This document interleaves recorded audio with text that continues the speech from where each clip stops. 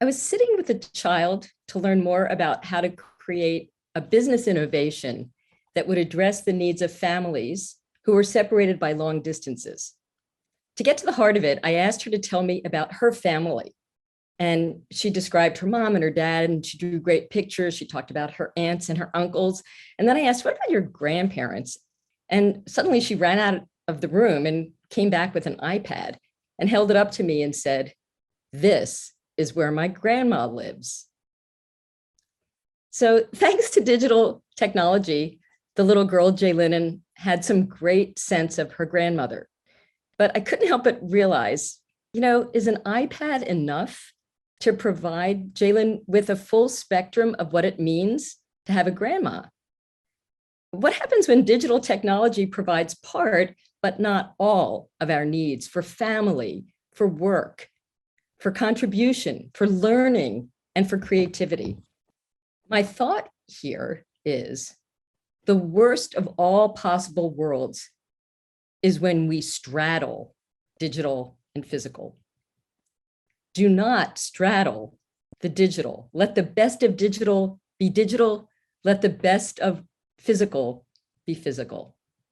And we have to avoid this mistake where we replicate one aspect of digital and make it physical and vice versa, because that means that one size fits none. How do you avoid one size fits none? Well, for instance, in education, during the pandemic, 1.6 billion students were forced into isolated learning. And that meant, in terms of learning poverty, we had millions and millions of children who were unable to read and understand simple text by age 10 because we didn't get the digital and physical right. Expecting a 5-year-old to sit at a computer all day is not education. It's not learning. And so we have to fully embrace the digital and say, okay, what are we doing here? What are we replicating when we're being digital? And then we have to embrace the physical and say, what's missing? What's missing from grandma? What's missing from school? When we try to just do everything by the simplest way out, the lazy way out. The same thing happened at work. And so, working from home, it's getting more miserable as companies use technology to force the worst parts of an office onto remote employees. Here we are in a hybrid office. You have the worst of both worlds. You have people who don't connect, and you have people who have all this technology, but they're still missing something from the physical. So once again, keep the digital deep in terms of what the digital is, but don't take the worst of everything about what it is to learn and to labor and make it digital and think we've done our job. Because 95% of workers are thinking about quitting their jobs right now. And burnout is the #1 reason. So in schools and in work, we have not succeeded because we have been trying to make things phygital that needed to be the best of digital and the best of physical. So we shouldn't take the lazy way out. And the thought is, for digital, we should do the online resources and all of the things that are really great for replication, and technology is great for that. But we shouldn't pretend that by doing a poor form of human interaction, we've solved it with a digital, almost good solution. My name's Andrea Cates, and I live in San Francisco, and I am a practitioner and a strategist, and I'm very excited to be with this community today because not only do I have a background in technology, but I also have a global view from working all over the world on these issues of what it really takes to create great digital transformation. And I started with Find Your Next, Future-Proofing Next, and now Get to Next. So we can activate these ideas and apply them to our lives. I'd like to talk about learning, laboring, and living by fully embracing the realm and what's rich about each of these without shortcuts that make the worst of digital from the physical and the opposite as well. For instance, young adults have been really hard hit by loneliness during this pandemic, and you can't just solve it with a chatbot. And we also have this sense of true belonging, which is really what drives well-being. And that's been disappearing after this year of social isolation. And so what can we do better than just Zoom calls? What can we do better than replacing our grandparents' cookies and cooking and dinners with an iPad? Well, I think there's some ways that we're going to talk about great approaches. So for instance, there's something called the Chatty Cafe scheme. And what they do is in real life, they put up a sign where someone's invited to come and chat with you if you're at a coffee shop. And it means that you can talk to strangers. You have permission to talk to strangers. So that's a great way not to straddle. You take the best of the physical, you put up a sign that says, please talk to me. I would love some human interaction. And it's also the best of digital because there's a digital app that allows people to connect through it. So you have the best of digital and the best of physical without compromise. The other part of this is that we have place. Where am I? I wish I were physically in Singapore, but I am not today. And so we have to create this thing that I call the splendor of place. And so the Uffizi Museum figured out ways, since people couldn't come and visit them, to take the realm of what it's like to have a creative immersion and to take it in small parts, small mobile parts, to different places around Italy so that people could experience art in small ways. And so how might we do that? Take the physical and break it apart and make these rich, wonderful local experiences. And so I believe that there's global potential with local connection by doing the very best of digital and the very best of physical. And so I'd like to now talk about learn, labor, and live. We can learn in digital and we can learn in physical. There's actually a great way that these are both done. And I experienced recently the School of Humanity that does have a digital platform, but in my opinion, it also included a wonderful physical connection where by going on to a gather town, we were able to meet everybody who was not just an avatar, but we actually then got to see their faces and have relationships and conversations. So it was the best of digital and the best of physical combined. And it wasn't just an avatar running around like a little game trying to kill robots. It actually felt like we had human connection. So we can also labor in digital and labor in physical. And I love the example that Mayo Clinic realized that as the hospitals were not going to be safe anymore, they needed to take a digital richness and a physical warmth and put them together to create something that they invested in $100 million to create an at-home solution so that parents could feel that they could monitor their children or their elderly parents at home safely with the technology of the hospital. And I believe that these kinds of solutions that are deeply human and deeply digital are the wave of the future. And I also think that visionary people like in this community can think of many ways like this to invest the time and talent to create these solutions. And so to me, in labor, it can be manufacturing, it could be retail, travel, technology, healthcare, mobility, consumer products, food, farming, fintech. Virtually every industry can be served by examples like the one I mentioned from Mayo Clinic. There's a place called The Grove, and Schneider has a digital twin that is able to generate data, but also have wonderful ways for humans to create and co-create better. So it's the very best of a digital twin combined with the very best of human imagination. We can live in digital and we can live in physical. In grocery stores, the big box grocery stores that used to be the most popular have been growing and growing and growing until the pandemic, at which point now a very small footprint store with a local feel and local farming is the new wave.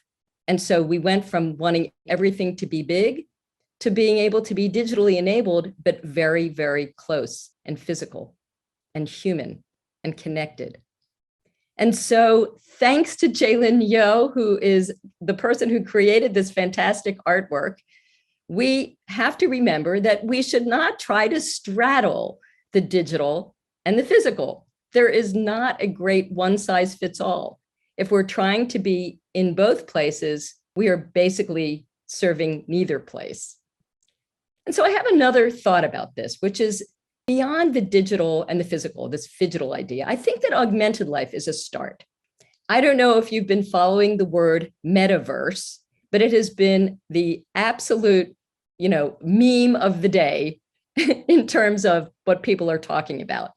It's replaced virtual reality as a term in 2021, metaverse. It's replaced augmented reality, metaverse. It's replaced AR cloud, metaverse. And if you haven't heard of it, Mark Zuckerberg from Facebook swears that he has friends, but you know what? They just live in a different metaverse. And what that means is it's a place where people feel that they live all the time online. And gamers that I know believe that they actually live in the metaverse and the physical world is just an accommodation.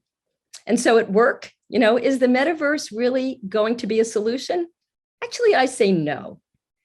I don't think that immersing fully in the metaverse is going to solve things. And I'm arguing against it. Deep fakes are now making business pitches. I think that's terrible because it has this creepy feeling that we call the uncanny valley, where you're kind of feeling like it's almost a human connection, but there's something wrong. So I'm not really arguing that we should be deeply immersed in the metaverse. However, it's there to help us think about extended reality. There are games, Oculus games that are happening, and you can feel like you're doing sports online. There is Roblox, and anybody who hasn't created a Roblox game means that you're not 7 years old, because the little kids are playing this and creating, and they're becoming creators. And there's a world of people who, I told my kids, please don't be on video games all day long. That was actually a big mistake. So if you haven't seen this, and it's almost, there's a way that you could feel that that's good. But remember, during this time, there's also tremendous social isolation.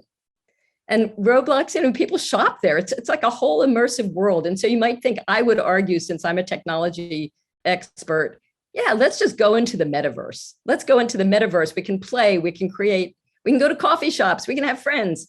And I say, we can learn, we can be avatars and roam around as avatars. And you know what? I think that's kind of the worst of both worlds.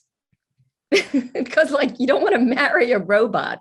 You want to love in physical, you want to have friends in physical. You don't want to just go to coffee shops as an avatar. So I actually think that you're missing something if all you're doing is dating robots and playing Roblox. I actually think that it's the beginning of understanding that technology can do things, but I'm going to suggest that there's another approach.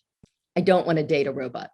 So, don't marry a robot, but let's imagine the better idea, right? So how do we allow this great technology of augmented reality and sort of the amplified life to be more fully human? So I say that the next frontier is intelligence amplified. And here's my final point. So if we take our current human intelligence and we have to learn about understanding things and interpreting, reasoning, learning, assuring people, having connections, you can do all of that really well by augmenting our natural ability to be human. Like, for instance, there's a new technology that can tell people who are playing baseball whether or not the ball was a safe ball, and you can take the umpire, and instead of yelling at the umpire, you can have a machine say, I'm sorry, that was a ball, or that was a strike. And, they knew better than the human. Unfortunately, the fans got upset and said, but we come to the game to yell at the umpire. Where is my energy going to go if we do it this way? And then there's Google Pathways and lots of AI, artificial intelligence that's being applied now in machine learning. I think it's fantastic. And the combination of these technologies and our human creativity is actually the way to go. Let's imagine that in these digital twins, you have people who are also enabled with special glasses that can have virtual reality experiences, augmenting and amplifying their intelligence. So they know even more by wearing the glasses.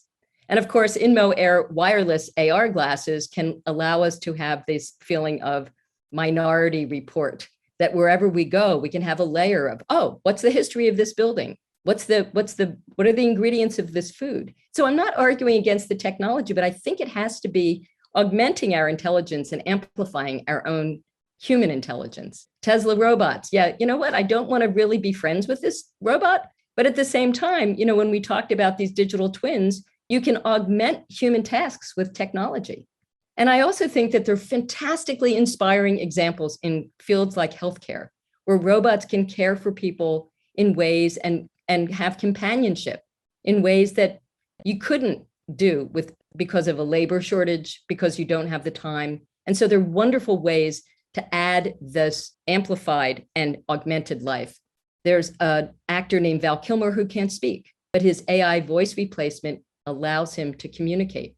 We can use these augmented and amplified real life, not just to be augmented reality and metaverse, where we feel like we're not really doing our human souls full credit. But what we're doing is we're creating amplifications and augmentations to our human spirit and creativity. There's so much in the wave of technology that we can apply for augmented intelligence, pattern recognition skills, decision support, recommendation engines. Imagine if each of us were equipped with the ability to use these technologies to augment and amplify our human talents. Imagine that Jaylin, instead of saying, my grandma lives in my iPad, could say, hey, grandma and I are learning together. We wake up in the morning, I've got school, and my grandma and I start with Roblox and we build together. And then we laugh and we exchange ideas and we learn together. That is so much better than thinking that grandma lives in an iPad, because that is a state of social isolation. Whereas connection like this is the ability to laugh and learn with your grandma using technology. That's life lived beyond. That's augmenting the human experience. And I'd like to end with a very inspiring story of an invention that expresses augmented and amplified life lived beyond. For people with Alzheimer's, one of the biggest dangers is, number one, their memory. And it's very painful to watch someone that we know have a memory loss. And it's also quite dangerous if a person wanders out of their home. And so I was watching a presentation at the School of Humanity recently and was really impressed that someone invented an earpiece that augments the ability for a human to monitor their loved one, as well as to give feedback to the loved one who has Alzheimer's, how to stay inside the home and be able to train the individual how to use the technology to be safe. And it also is a technology that allows you to monitor if the sleep the night before wasn't good, it might be a risk sign that grandma or grandpa might be at risk for wandering off. So it has AI built into it. And then I realized it's called PACE. And this invention was created by a 17-year-old. So it's very hopeful to me that we can take the insights about augmented and amplified life and bring them to the next level. And life lived beyond is the way that we can all focus and we can all lead. I have rules of thumb that we should all embrace. Number one, we have to raise our standards. Don't simply digitize the easy part of work and learning and living. Don't be lazy. We also know that, augmented reality is a start, but we don't want to live in the metaverse. Let's be serious. So how can we instead have life amplified? Imagine an amplified learning community, an amplified work community, an amplified relationship community, where we use the very best of these new technologies to be as human as we possibly can be. And so what I was thinking is, number one, how might Singapore Polytech in this community live life beyond? If we have life that's lived beyond in how we connect, how we learn, how we find our passions, how we admit students, how we experience the entire community, the connections between us, that would be a great vision. And of course, I would love to be there physically in Singapore. So in the future, I'm hoping that we can all see each other together in person. But in the meantime, I invite you to take the concept of life lived beyond and figure out ways to rethink the digital, the physical, and figure out for yourselves, for your teams, for your communities, how will you use the amplification of life to get to next?